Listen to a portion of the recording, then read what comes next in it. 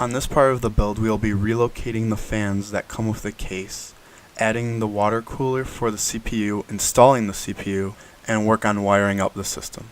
I needed to relocate this fan so the water cooler can be installed in the top mounts on the case.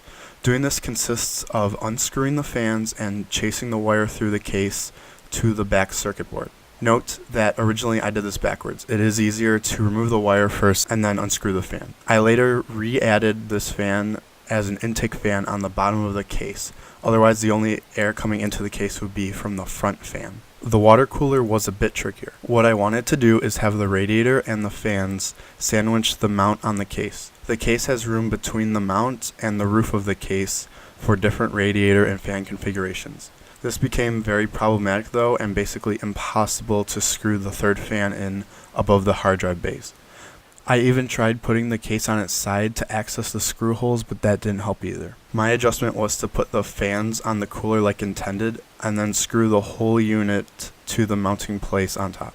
Remember to screw all the components together with the X tightening pattern. For future reference, it helps to have someone hold the radiator in place so you don't have to fight gravity yourself.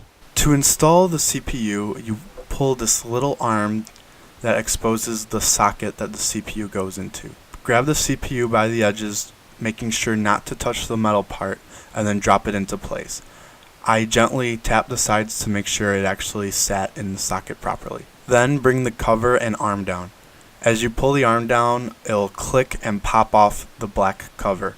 I felt like I was going to break something when I did this because there's a lot of resistance on the arm as you push down. I'm going to have what I did record of the wiring in more of a time-lapse mode as I finish up. This became a rather lengthy process, as you might see my outfit change a few times. I googled a lot of the process in between plugging in things because the directions I had were not all that clear. But this is basically everything that has to get wired up. First, I started by plugging the fans and water cooler into the motherboard. Then I plugged the motherboard into the power supply unit.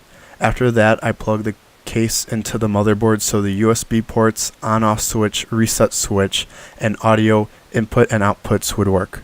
Then I plugged the hard drives into the SATA ports on the motherboard and then ran power cables from the power supply to the hard drives.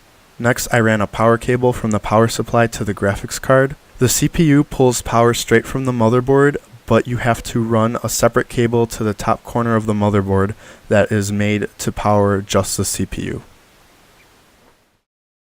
As you can see there, the cables can get pretty messy and confusing. A big part of building a computer and keeping it running well is cable management. On the back of the case that I have, there are little Velcro tie downs to help keep all the cables together.